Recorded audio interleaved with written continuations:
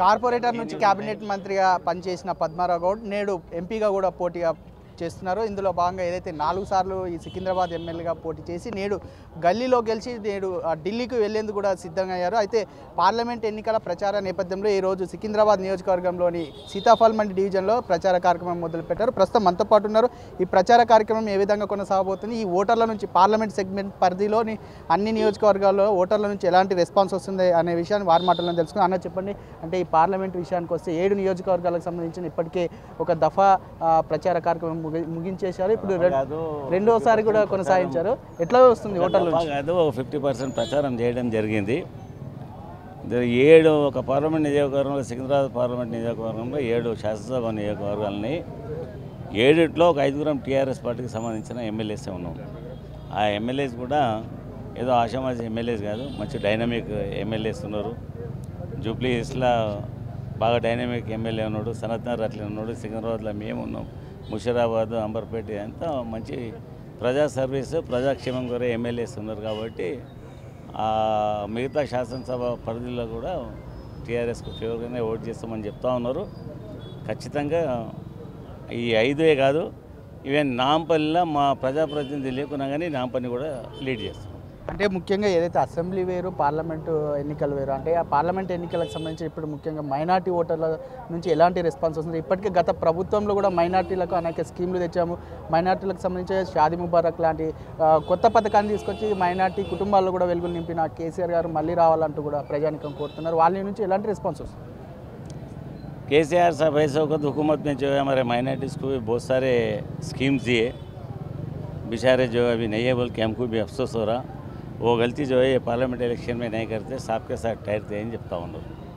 అంటే అప్పుడు జరిగిన పొరపాట్లు అంటే ఇక్కడ కూడా వాళ్ళు అంటే ఏంటంటే హైదరాబాద్ మొత్తం మీ ఎంబడే ఉన్నాం కదా, మీ అసెంబ్లీ శాసనసభ్యులను అందరినీ గెలిపించినాం కదా, జిల్లాలలో జరిగిన పొరపాటు మేమే విస్తుపోతూ ఉన్నాం.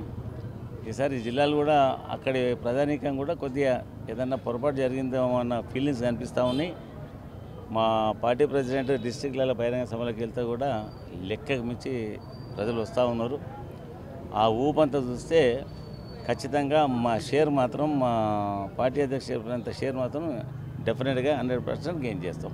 గతంలో అంటే పార్లమెంట్ అభ్యర్థులకు సంబంధించిన గతంలో అంటే టీఆర్ఎస్ పార్టీకి అంటే ప్రచార కార్యక్రమంలో ఇతర పార్టీలు ముందుండేవి. ఈరోజు అంటే ఈసారి పద్మారావు నిలబడగానే ప్రతిపక్ష పార్టీ అభ్యర్థులు కూడా ప్రచార కార్యక్రమంలో వెనుకంజేరు పడిందని కూడా ఇక్కడ తెలుపుతున్నా. అంటే ఎట్లా అనిపిస్తుంది? ఇది హైదరాబాద్ జంటనగర్ లోపల మా ఫేస్ అనేది వెల్ నోన్ ఫేస్. అంటే తెలంగాణ రీజన్ లోపల కొన్ని మనకు మన ప్రాంతం దీంట్లో కొన్ని ఫెస్టివల్స్, ముస్లిం మైనారిటీస్లో కొన్ని ఫెస్టివల్స్, మన హిందూ దాంట్లో కూడా కొన్ని ఫెస్టివల్, ఇవన్నీ కూడా చిన్నప్పటి నుంచి మేము యాక్టివ్గా ఉన్నాం.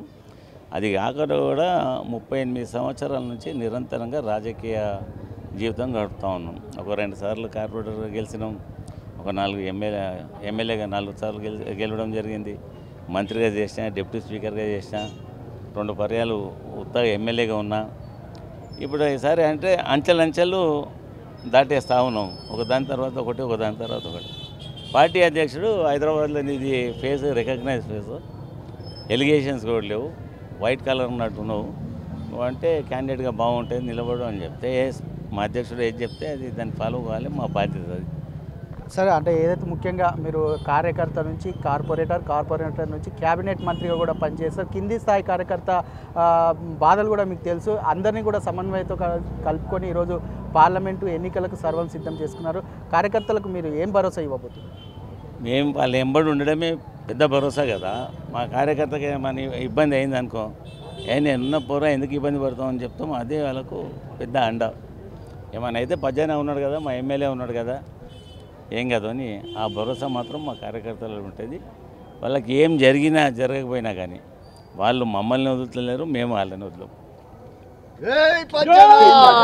కేంద్ర మంత్రిగా ఉన్న కిషన్ రెడ్డి అయితే ఏదైతే అంబర్పేటలో 5 సంవత్సరాల్లో నేను తీసుకొచ్చిన బ్రిడ్జి పూర్తి చేస్తానని కూడా హామీ ఇచ్చిన పరిస్థితి కనిపిస్తుంది. అయితే కిషన్ రెడ్డి ఈ సికింద్రాబాద్ నియోజకవర్గానికి ఏం అభివృద్ధి చేశారు? హైదరాబాద్ పబ్లిక్ కళ్ళకి గంటలు కట్టలేరు కదా. 5 సంవత్సరాలు అయింది బ్రిడ్జి పని జరుగుతూ ఉంది, ఇంకా కంప్లీట్ కాలేదు కదా. ఎప్పుడు అంబర్పేట నుంచి పోలేదా? నువ్వు పోయినావా? పోలేదా? కంప్లీట్ అయిందా? అది అంత లోపల మేము ఎన్ని ఆర్ఓపీలు వేసినాం, మేము చేసినామా లేదా? జంట నగరాల్లో కావాల్సిన ఆర్ఓపీలు వేసినాం, ఆర్ఓపీలు వేసినాం. మా ప్రభుత్వం ఉన్నప్పుడు అన్నీ కంప్లీట్ చేసినాం. ప్రజలకు అది యూజ్లో కూడా వస్తూ ఉన్నది. ఒక్క ప్రాజెక్టు తీసుకున్నారు, 5 years దాటిపోయింది, ఇంకా కంప్లీట్ కాలేదు అది. రైట్. అంటే కాంగ్రెస్ విషయానికి వస్తే గతంలో అంటే బీఆర్ఎస్ పార్టీ నుంచి గెలిచిన దానం నాగేందర్ ఇప్పుడు కాంగ్రెస్ నుంచి జై సోనియమ్మ అంటూ ముందుకెళ్తున్నారు. అది ఏమన్నా వర్కౌట్ అవుతుందా? ఇక అది ప్రజలు గ్రహిస్తూ ఉన్నారు. ఇవాళ ఆయన 3rd ప్లేస్లో ఉన్న క్యాండిడేటు. పోటీ మాకు అంటే ఏదే కానీ గెలిపోవటం లేదున్నా కానీ పోటీ మాత్రం ఒకటి ఉంటాయి కదా, ఫేస్ టు ఫేస్ ఒక పోటీ ఉంటుంది. బీజేపీకి మాకు పోటీ ఉంది, కానీ బీజేపీ కాదు గ్యారంటీగా టీఆర్ఎస్ జెండా ఎగరేస్తాం. సికింద్రాబాద్లో మొట్టమొదటి కార్పొరేటర్గా మేమే, మొట్టమొదటి సింగిల్ ఎమ్మెల్యే మేమే, సికింద్రాబాద్లో మొట్టమొదటి ఎంపీ కూడా మేమే. రైట్. అంటే ఏదైతే 7 నియోజకవర్గాలకు సంబంధించి 5 మంది ఎమ్మెల్యేలు కూడా పంచపాండవులా కూడా ముందుకెళ్తున్నారు. అంటే కార్యకర్తలు కౌరవులు పాండవుల పోర్ల విజయాలు పాండవులదే అయింది కదా. ఇప్పుడు మాదే అవుతుంది. జంట నగర్లో 5 ఎమ్మెల్యే ఉన్నాము. ప్రజలంతా మా పక్షాన ఉంటారు. ఖచ్చితంగా ఈ సెట్ గెలుస్తాం. గతంలో కార్పొరేటర్ ఎలక్షన్లో కూడా కేంద్ర మంత్రులు వచ్చి ఇక్కడ ప్రచారం చేసినప్పటికీ మీ విజయం తథ్యమైంది. ఇప్పుడు కూడా కేంద్ర మంత్రులు కూడా ఇక్కడ వచ్చి ప్రచారం చేస్తున్నారు. సికింద్రాబాద్ పార్లమెంట్ సీటు బీఆర్ఎస్ ఖాతాలోకి అని అనుకుంటారా? అప్పుడు కూడా మంత్రులు ఉన్నారు. ఇక్కడ ఉన్న మంత్రులే స్పెసిఫిక్గా మా మీద కాన్సన్ట్రేషన్ చేశారు. అమిత్ షా వచ్చిండు, నితిన్ గడ్కరీ వచ్చిండు, ఆయన యూపీ ముఖ్యమంత్రి యోగి ఆదిత్యనాథ్ వచ్చిండు. వీళ్ళందరూ వచ్చినా కానీ ఒక్క డివిజన్లో మా ప్రాంత ప్రజలు మమ్మల్ని వదిలి వేరేళ్ళకి స్థానం ఇవ్వలేదు, ఇప్పుడు కూడా ఇవ్వరు. అంటే గత 10 ఏళ్లలో బీఆర్ఎస్ పార్టీ తీసుకొచ్చిన సంక్షేమ పథకాలు కావచ్చు, హైదరాబాద్ డెవలప్మెంట్కి సంబంధించిన ప్రజల్లోకి ఏ విధంగా తీసుకెళ్ళబోతారు? అంటే ఇప్పుడున్న హైదరాబాద్ ప్రజలకు హైదరాబాద్ డెవలప్మెంట్ కళ్ళకి గంతలు కట్టుకొని లేరు వాళ్ళు.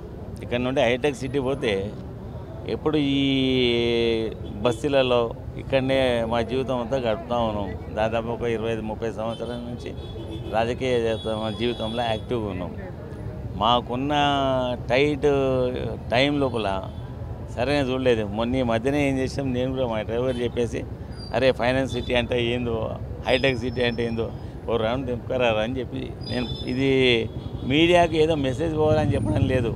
నిజంగానే మొన్న పోయేసి ఏం చేసిన కార్లో 2 కార్లు వేసుకొని మొత్తం చూసుకుంటూ పోయినాం. అంటే అప్పుడప్పుడు మేము బాంబేకి అక్కడ ఇక్కడ వెళ్తూ ఉంటాం. ఈ టవర్స్ ఏమో మన హైదరాబాద్కి వస్తుంటే బాగుంటుండే కదా అనిపించింది. బాంబే అక్కడ కంటే ఎక్కువ పెద్ద పెద్ద టవర్స్ మన హైదరాబాద్లో వచ్చినాయి. హైదరాబాద్ సిటీ బాగా డెవలప్ అయింది.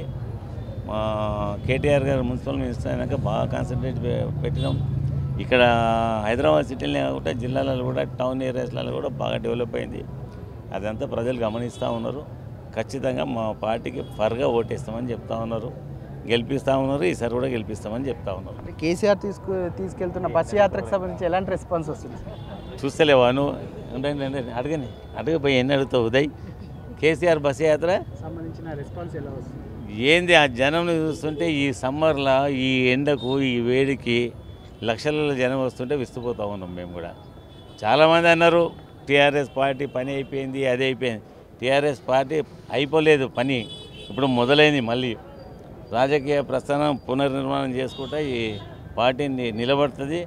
ఇప్పుడు లేకుండా రేపు నేను లేకుంటే నువ్వు వస్తావు సికింద్రాబాద్కు, నువ్వు లేకుంటే ఈమె వస్తే ఈమె లేకుంటే ఆయన వస్తాడు. రాజకీయాలలో దీనికి అంతు ఉండదు, ఎప్పుడు క్లోజ్ కాదు, ఆ ప్రస్థానం అయిపోదు. ఇది నిరంతరంగా ప్రక్రియలు జరుగుతూనే ఉంటే ఒక నాయకుడు పోయి ఉంటే ఇంకో నాయకుడు వస్తూ ఉంటారు. పార్టీ ఎక్కడ పోతుంది పోయి ఎక్కడ పార్టీ స్థానంలోనే ఉంటుంది. ఫైనల్గా రాజకీయ ప్రస్థానం అంటారు కాబట్టి మీరు ఎంపీగా గెలిచి పార్లమెంట్కి వెళ్తారా? మళ్ళీ అసెంబ్లీకి రామేశ్వర్ గౌడ్ అయినా ఎమ్మెల్యే? లేదు అది నువ్వే నా జాగిరా ఇది, అట్లెట్లయితుంది పోయి అసెంబ్లీకి పార్లమెంటుకి నేను పోయి మళ్ళీ నా కొడుకుని పెడతా, నేను ఎక్కడ చెప్పలేదే. మాకు ఒక అధిష్టానం ఉంది. మీ అంత యాక్టివ్ లేదు నేను చెప్పేది వినాలి. నువ్వు అవే ఇవన్నీ కన్ఫ్యూజ్ చేసేయాలని ప్రయత్నం చేయకు. నేను నిన్ను కన్ఫ్యూజ్ చేసి పంపిస్తా. ఫైనల్గా నేను ఒక పావును, నేను ఒక పర్సన్ ఇలా టీఆర్ఎస్ పార్టీలో నిరంతరంగా టికెట్ ఇస్తూ ఉన్నారు. ఈ ప్రాంత ప్రజలకు మా సర్వీస్ని గెలిపిస్తూ ఉన్నారు. మమ్మల్ని కాదు కార్పొరేటర్ని గెలిపించారు. ప్రతిసారి మాకు పట్టాభిషేకం కడుతూనే ఉన్నారు తప్ప మాకు ఓటమి లేదు. ఇలా పార్టీ రేపు అనుకున్నది అంటే రామేశ్వరం ఎందుకంటారు, రేపు ఈమె అనుకుంటే ఈమెకి ఇస్తారు, ఈయనంటే ఈయనకి ఇస్తారు, వాళ్ళనంటే వాళ్ళకి ఇస్తారు. అది నిర్ణయాధికారం, సర్వ నిర్ణయాలు పార్టీ అధ్యక్షుడే తీసుకుంటాడు, కానీ పద్మారావు కాదు. మళ్ళీసారి ఈ పొరపాటు క్వశ్చన్లు వేయకు. నేను నీకు దొరికేటని కాను. ఇంకా చెప్పు ఇంకా మొత్తానికి ఇంకా చూసుకుంటే అడిగినా? ఏదైతే జై పార్లమెంట్